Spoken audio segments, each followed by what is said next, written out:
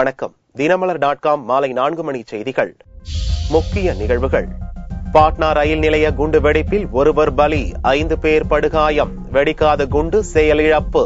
தொடர் குண்டு வெடிப்பால் நரேந்திர மோடி பொதுக்கூட்டத்தில் பதட்டம். ஆந்திர ஒடிசாவில் கனமழையால் பலி எண்ணிக்கை உயர்வு. பொதுமக்களின் இயல்பு வாழ்க்கை கடும் பாதிப்பு. 2014ஆம் ஆண்டுக்கான வாக்காளர் பட்டியலில் திருத்தம் மேற்கொள்ள சிறப்பு முகாம் 31ஆம் தேதி வரை வாய்ப்பு. விரிவான செய்திகள். பீகார் மாநிலம் பாட்னா பொதுக்கூட்டத்தில் நரேந்திர மோடி பங்கேற்ற நிலையில் தொடர் குண்டுவெடிப்பு நிகழ்ந்தது பரபரப்பை ஏற்படுத்தியுள்ளது. பீகார் தலைநகர் பாட்னா காந்தி மைதானத்தில் ஞாயிறன்று பாரதிய ஜனதா பிரதமர் வேட்பாளர் நரேந்திர மோடி பங்கேற்கும் கூட்டத்துக்கான ஏற்பாடுகள் துரித கதியில் நடந்து வந்தன. அப்போது பாட்னா ரயில் நிலையத்தின் 10வது நடைமேடையில் ஞாயிறன்று காலை 9:15 மணிக்கு திடீரென ஒரு குண்டு வெடித்தது. கழிவறைக்கு வெளியே நடந்த இந்த குண்டு வெடிப்பில் ஒருவர் உயிரிழந்தார். மேலும் 5 பேர் காயமடைந்தனர். சம்பவ இடத்தை போலீசாரும் வெடிகுண்டு நிபுணர்களும் தங்கள் கட்டுப்பாட்டுக்குள் கொண்டு வந்து சோதித்த போது கழிவறைக்குள் இன்னொரு குண்டு வைக்கப்பட்டிருப்பது கண்டுபிடிக்கப்பட்டது. அதை வெடிகுண்டு நிபுணர்கள் சர்வ ஜாக்கிரதையாக கைப்பற்றி செயலிழக்கச் செய்தனர்.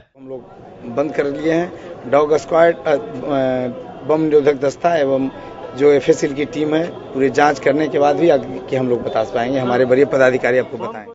இந்நிலையில் பாட்னாவில் உள்ள எலிபிஸ்டன் திரையரங்கு அருகே 2வது குண்டு வெடித்தது. அதைத் தொடர்ந்து மோடி பேசவிருந்த காந்தி மைதானத்தின் அருகிலும் குண்டுகள் வெடித்தன. காந்தி மைதானத்தை சுற்றி 5 குண்டுகள் வெடித்த போதும் வீரியம் குறைந்த குண்டுகள் என்பதால் பெரிய அளவில் உயிரிழப்பு நேரவில்லை. ஆனாலும் 20க்கும் மேற்பட்டோர் காயமடைந்துள்ளதாக தகவல்கள் கூறுகின்றன. காந்தி மைதானத்திற்கு மோடி வருவதற்கு சில நிமிடங்களுக்கு முன்பு குண்டுகள் வெடித்ததால் மைதானத்தில் திரண்டிருந்த தொண்டர்கள் மத்தியில் பெரும் பதட்டம் காணப்பட்டது.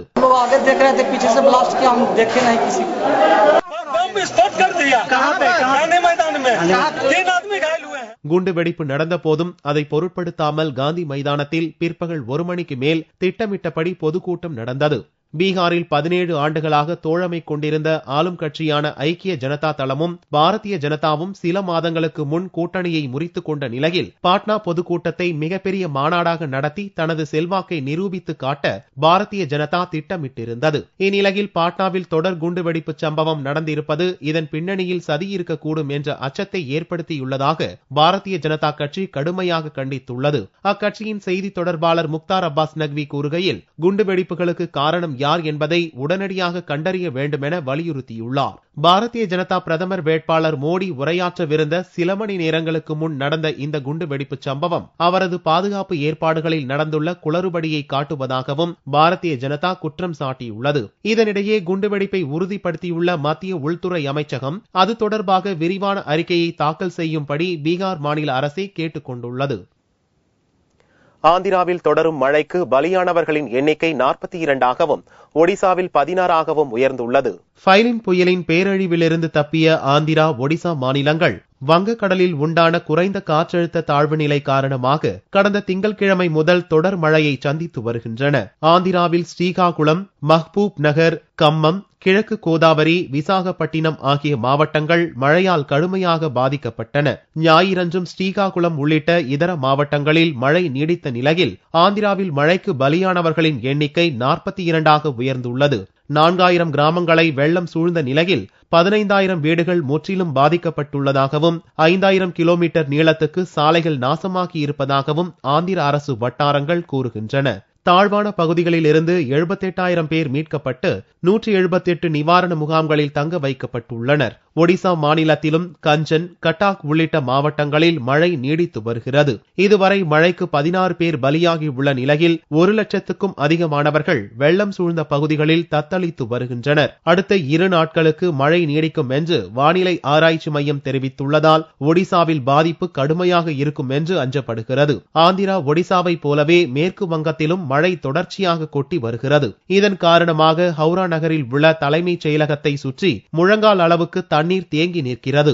இதேபோல கொல்கத்தா நகரின் பல பகுதிகளிலும் மழைநீர் செல்ல வழியின்றி தேங்கி நிற்பது கொல்கத்தா மாநகராட்சி எந்தவித மழை முன்னெச்சரிக்கை நடவடிக்கைகளையும் எடுக்கவில்லை என்பதை காட்டுவதாக உள்ளது.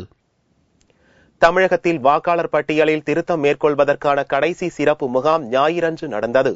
லோக்சபா தேர்தலை முன்னிட்டு வரைவு வாக்காளர் பட்டியலை கடந்த 1ஆம் தேதி தேர்தல் ஆணையம் வெளியிட்டது. இதைத் தொடர்ந்து வாக்காளர் அடையாள அட்டையில் 18 வயது பூர்த்தி அடைந்தவர்கள் புதிதாக பெயர் சேர்த்தல், நீக்குதல், முகவரி மாற்றம் தொடர்பாக விண்ணப்பங்களை மாநகராட்சி அலுவலகத்தில் அக்டோபர் 1ஆம் தேதி முதல் 31ஆம் தேதி வரை வழங்கப்படும் என்று தேர்தல் ஆணையம் அறிவித்தது.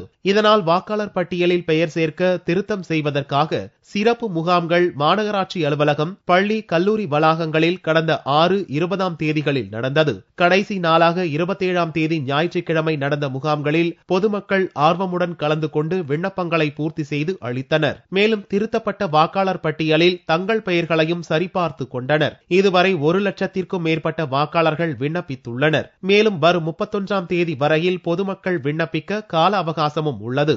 ராணுவத்துலேருந்து வந்து இப்போ 2-3 வருஷமா ஆச்சு. இப்போ தான் முதல் தடவை என்னோட பேரை இன்க்ளூட் பண்ணுறக்காண்டி இப்போ இங்கே வந்திருக்கேன். இன்னைக்கு தான் வந்து இந்த வாக்காளர் பட்டியலை சேர்க்கிறதுக்கான சிறப்பு முகாமோட கடைசி நாள்னு சொல்லி கார்பரேஷன்லேருந்து கூட SMS-லாம் வந்திருந்தது. ஸோ என்னோட பேர், என்னோட மனைவி பேர், அவங்கெல்லாம் இப்போ இன்க்ளூட் பண்ணுறக்காண்டி இங்கே வந்திருக்கேன். புதியதாக பெயர் சேர்க்கப்பட்ட தகுதியான வாக்காளர்களுக்கு வாக்காளர் தினமான ஜனவரி 25ஆம் தேதி அன்று புதிய வாக்காளர் அடையாள அட்டை வழங்கப்படுகிறது. இந்திய எல்லை கடல் பகுதியில் மீன்பிடித்துக் கொண்டிருந்த ராமேஸ்வரம் மீனவர்கள் தங்கள் மீது 1.5 மணி நேரம் தொடர்ந்து இலங்கை கடற்படை சுட்டதாக பீதியுடன் தெரிவித்தனர். ராமேஸ்வரத்திலிருந்து 432 படகுகளில் சனிக்கிழமையன்று அதிகாலை 1000க்கும் மேற்பட்ட மீனவர்கள் கடலுக்குள் மீன்பிடிக்க சென்றனர். தனுஷ்கோடிக்கும் தலைமன்னாருக்கும் இடையே மீனவர்கள் மீன்பிடித்துக் கொண்டிருந்த போது ரோந்து பணியில் இருந்த இலங்கை கடற்படையினர் அங்கு வந்தனர். திடீரென்று தமிழக மீனவர்களின் படகுகள் மீது இலங்கை கடற்படையினர் துப்பாக்கியால் சுட்டனர். இதனால் மீனவர்களின் படகுகள் சேதமடைந்தது. இலங்கை கடற்படையினரின் தாக்குதலை பார்த்த மீனவர்களின் சிலர் அச்சத்துடன் கரை திரும்பினர். 1.5 மணி நேரத்திற்கும் மேலாக சுட்டதாகவும் 20 குண்டுகள் பாய்ந்ததாகவும் மீனவர்கள் பீதியுடன் தெரிவித்தனர். நேவி வந்தான், அந்த ஸ்பீடுக்கு எப்பவும் இந்த பீர் பாட்டில் கண்ணாடி வச்சு அடிப்பான், வேற எதுவுமே அந்த மாதிரி தான் பண்ணுவானே தவிர ஷூட்டிங்லாம் நடந்து ரொம்ப வருஷமாச்சு. அந்த ஸ்பீடுக்கு எதுவுமே பண்ணல. டைவரை பார்க்க சுட்டான். அவன் ஷூட்டிங்லாம் நடக்கு அப்படின்னு சொல்லிட்டு வீலர்ஸ்ல போய் ஒளிஞ்சு உட்கார்றோம். வீலர்ஸ் சுத்தி சார் ஒரு 1.5 மணி நேரமா இருக்கு. சுட்ட ஸ்பீடு தான், குண்டு மலையா பொழியுது. மொத்தம் 20 குண்டு. நாங்க வீலர்ஸ்ல படுத்துட்டோம். அதோட என்னடா பண்றதுன்னு தெரியாம படுத்துட்டோம். எந்திரிச்சு தலையை நிமிந்து பார்த்தோம்னா உயிர் காலியா இருந்தா நேர தலையிலே சுற்றும். படுத்த படுக்க 1.5 மணி நேரமா. அதோட கம்பாவத்தை வெட்டி விட்டு ஓடி வரோம். அப்படின்னு சொல்றான். ஆண்டவர் புண்ணியத்தை தப்பிச்சிட்டோம். போயிட்டா நாங்க ஒரு 8 மணி இருக்கு. திரும்ப போய் வெட்டின வலைய 8 மணிக்கு போய் எடுத்துட்டு வைய அப்படின்ட்டு வந்தாச்சு சார். உயிர் தப்பி வந்ததே அதிர்ஷ்டகரமானது என்று தெரிவித்த மீனவர்கள் இதனால் பல லட்சம் ரூபாய் இழப்பீடு ஏற்பட்டுள்ளதாக கூறினர். இலங்கை கடற்படை நடத்திய துப்பாக்கிச் சூடு சம்பவம் ராமேஸ்வரம் மீனவர்களிடையே கடும் கொந்தளிப்பை ஏற்படுத்தியுள்ளது. காமன்வெல்த் மாநாட்டில் இந்தியா பங்கேற்காது என்று பிரதமர் மன்மோகன் சிங் திட்டவட்டமாக தெரிவிக்க வேண்டும் என்று திமுக தலைவர் கருணாநிதி கேட்டுக் கொண்டுள்ளார். காமன்வெல்த் மாநாட்டில் இந்தியா பங்கேற்க கூடாது என்று தமிழக சட்டசபையில் தீர்மானம் நிறைவேற்றிய நிலையில் இங்குள்ள தூதர் கரியவாசம் இந்தியா தனிமைப்படுத்தப்படும் என்று கூறியது கண்டனத்திற்குரிய கருத்தாகும் என்று கூறியுள்ளார். மேலும் கரியவாசத்திற்கு ஆதரவு தருவது போல் மத்திய அமைச்சர்கள் பேசி வருவதும் ஏற்கத்தக்கதல்ல என்றும் கருணாநிதி தெரிவித்துள்ளார். காமன்வெல்த் மாநாட்டை புறக்கணிக்கப் போவதாக இலங்கை வடக்கு மாகாணத்தில் வெற்றி பெற்ற தமிழ் தேசிய கூட்டணி முடிவு செய்துள்ள நிலையில் மத்திய அமைச்சர் சல்மான் குர்ஷித் மாநாட்டில் பங்கு பெறப் போவதாக அறிவித்திருப்பது அதிர்ச்சியையும் ஏமாற்றத்தையும் அளிக்கிறது என்று கருணாநிதி கூறியுள்ளார். எனவே இனியும் தாமதிக்காமல் காமன்வெல்த் மாநாட்டில் இந்தியா பங்கேற்காது என்று பிரதமர் மன்மோகன் சிங் திட்டவட்டமாக அறிவிக்க வேண்டும் என்று கருணாநிதி வலியுறுத்தியுள்ளார். தமிழர்களின் உணர்வுகளுக்கு மதிப்பளிக்கப்படும் என்று தனக்கு எழுதிய கடிதத்தில் ஏற்கனவே பிரதமர் மன்மோகன் சிங் சுட்டிக்காட்டியதையும் இக்கடிதத்தில் கருணாநிதி நினைவு கூர்ந்துள்ளார். டில்லி பெண்ணை காசியாபாத்தில் காரில் கடத்தி 4 ஆசாமிகள் கற்பழித்த சம்பவம் நடந்துள்ளது. டில்லி நந்த் நகரி பகுதியைச் சேர்ந்த 25 வயது இளம்பெண் வாடகை வீடு ஒன்றில் கணவருடன் வசித்து வருகிறார். சம்பவத்தன்று காசியாபாத்தில் உள்ள தர்காவுக்கு சென்ற அந்த இளம்பெண் வீடு திரும்புவதற்காக ஆட்டோவை பிடிக்கச் சென்ற போது அவரை 4 ஆசாமிகள் காரில் கடத்தினர். ஓடும் காரிலேயே 1 மணி நேரத்துக்கும் பாலியல் பலாத்காரம் செய்துவிட்டு ஆள் நடமாட்டம் இல்லாத பகுதியில் வீசிவிட்டு சென்றனர். தன் வீட்டு உரிமையாளரின் 2 மகன்கள் உள்ளிட்ட 4 பேர் தன்னை சீரழித்ததாக காசியாபாத்தில் அப்பெண் புகார் அளித்துள்ளார்.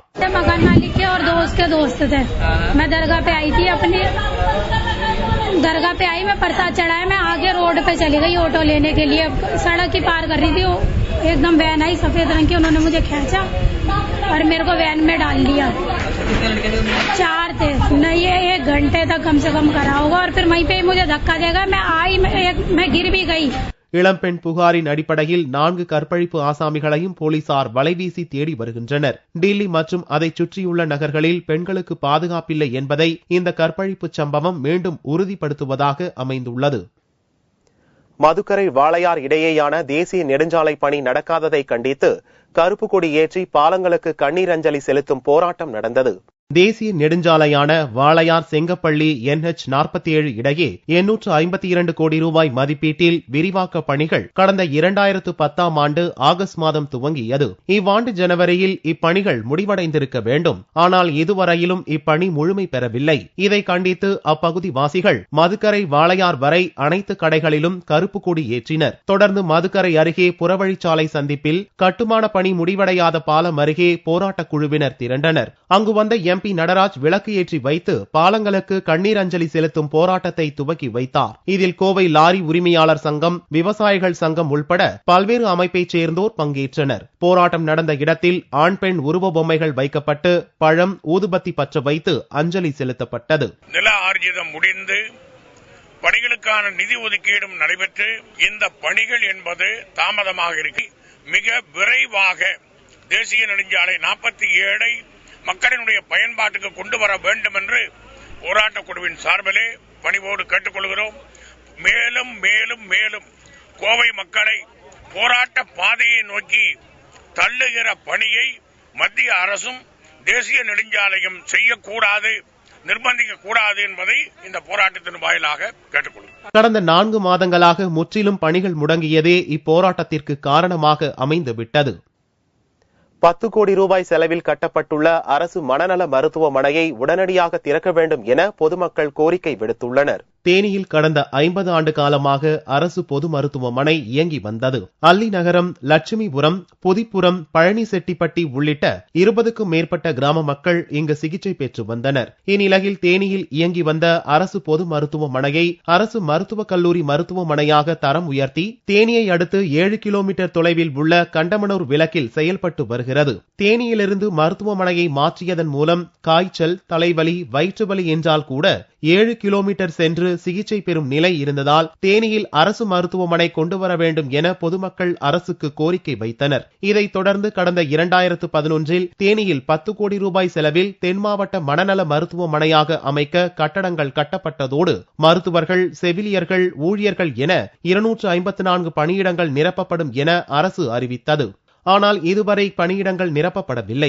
மூடிய நிலையிலேயே உள்ள இந்த மருத்துவமனை வளாகத்தை உடனடியாக திறக்க வேண்டும் என தேனி மக்கள் வேண்டுகோள் விடுத்துள்ளனர். இங்கிருந்து 10 கிலோமீட்டர் 12 கிலோமீட்டர் தாண்டி டிராவல் பண்ணி போய் அங்கே ட்ரீட்மெண்ட் பண்ணுறது நிறையா உயிரிழப்பு ஏற்பட வாய்ப்பு இருக்குது. இந்த தொடர்ந்து எமர்ஜென்சி வார்டு ஏதாச்சும் சிறப்பு இங்கே செயல்பட்டால் நல்லாயிருக்கும். 10-12 வருஷத்துக்கு முன்னால் இங்கே வர நோயாளி டெய்லி ஒரு 800 to 1000 பேர் பயன்படுத்திட்டு இருந்தாங்க.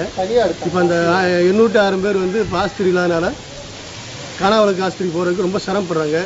ஃபஸ்ட்டு மதுரை பஸ்ஸில் ஏறி இறங்கி போகிறதுக்கு ரொம்ப மக்கள் கஷ்டப்படுறாங்க.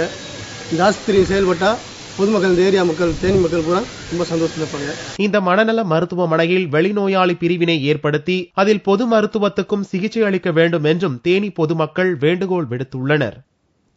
தங்கத்தின் விலையில் ஞாயிற்றுக்கிழமை அன்று மாற்றம் இல்லை. ஒரு சவரன் தங்கம் 23,336 ரூபாய்க்கு விற்பனையானது.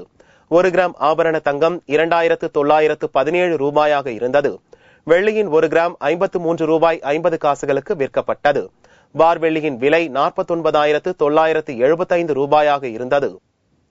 தீபாவளி பண்டிகையை முன்னிட்டு விதவிதமாக வந்துள்ள பட்டாசுகளின் விற்பனை களை கட்டி வருகிறது. சென்னை பாரிமுனை அருகே உள்ள பந்தர் தெருவில் பட்டாசு கடைகள் அதிகமாக திறக்கப்பட்டு விற்பனை செய்யப்படும். அப்பகுதியில் பொதுமக்கள் அதிகம் கூடுவதால் இட நெருக்கடி மற்றும் போக்குவரத்து நெரிசல் ஏற்படுவதோடு விபத்துகள் ஏற்பட்டால் உயிரிழப்பு அதிகம் நேரிடும் என்பதால் கடந்த ஆண்டு சென்னை உயர்நீதிமன்ற உத்தரவுப்படி சென்னை தீவுத்திடலில் தற்காலிக பட்டாசு கடைகள் அமைக்க 120 கடைகளுக்கு அனுமதி வழங்கப்பட்டுள்ளது. இதையடுத்து தீவுத்திடலில் சென்னை பட்டாசு விற்பனையாளர்கள் சங்கத்தின் மூலம் சனிக்கிழமை அன்று விற்பனை தொடங்கப்பட்டது. தீவுத்திடலில் துவக்கப்பட்டுள்ள பட்டாசு கடைகளில் சிவகாசியிலிருந்து நேரடியாக பட்டாசு கொள்முதல் செய்யப்படுவதால் மற்ற இடங்களில் விற்பனை செய்வதை விட குறைந்த விலையில் பொதுமக்களுக்கு கிடைக்க வாய்ப்புள்ளது. பட்டாசுகளை அன்பளிப்பு கொடுப்பவர்களுக்காக 150 ரூபாய் முதல் 2000 ரூபாய் வரை பட்டாசுகள் விற்பனைக்கு உள்ளதாகவும், தனியாக வாங்குபவர்களுக்காக 50 ரூபாய் முதல் 5000 ரூபாய் வரை விதவிதமான பட்டாசுகள் விற்பனைக்கு வந்துள்ளதாகவும் தெரிவித்த பட்டாசு விற்பனையாளர்கள் காலை 9 மணி முதல் இரவு 11 மணி வரையும், தீபாவளிக்கு முன்னதாக 3 நாட்கள் வரை நள்ளிரவு 1 மணி வரை பட்டாசுகள் விற்பனை செய்யப்படும் என்றும் கூறினர். தீவுத்திடல் பட்டாசு கடைகளில் சுமார் 120 கடைகள் அமைக்கப்பட்டுள்ளது. சென்னை மாநகர வியாபாரிகள் சங்கமும், கிரேட்டர்ஸ் சென்னை சங்கத்தினரும் மற்றும் சிவகாசியை சேர்ந்த நேரடி தொழிற்சாலையிலிருந்து நேரடியாக இங்கு பட்டாசு கடைகளும் அமைக்கப்பட்டுள்ளது. இந்த மாதிரி சிவகாசியை சேர்ந்த நேரடியாக பட்டாசு கடைகள் அமைக்கப்பட்ட காரணத்தால் நம்ம தீவுத்திடல் அனைத்து பட்டாசு கடைகளும் மிக மலிவான விலையில் கிடைக்கும். சென்னையை போன்று தமிழகத்தின் பிற பகுதிகளிலும் பட்டாசு விற்பனை சூடு பிடித்துள்ளது. பட்டாசுகளின் விலை மட்டுமல்ல, அதில் இடம்பெற்றுள்ள கவர்ச்சி படங்களும் முகம் சுளிக்க வைத்துள்ளன. Rock pop, magic pop, hot girls, popcorn, digital stars, Titanic balls, spring sprang, gold boom என பல்வேறு பெயர்களில் விற்பனை செய்யப்படும் பட்டாசுகளின் அட்டைப்படங்களிலும் பட்டாசுகளிலும் நடிகைகளின் கவர்ச்சி படங்கள் நிறைந்து காணப்படுகின்றன. குழந்தைகள் முதல் பெரியவர் வரை அனைவரும் பயன்படுத்தும் பட்டாசுகளில் கவர்ச்சி நிறைந்துள்ளதால் இந்த ஆண்டு கவர்ச்சி தீபாவளியாக இருக்கப் போகிறது. மீண்டும் செய்திகள் இந்திய நேரப்படி இரவு 8 மணிக்கு. வணக்கம்.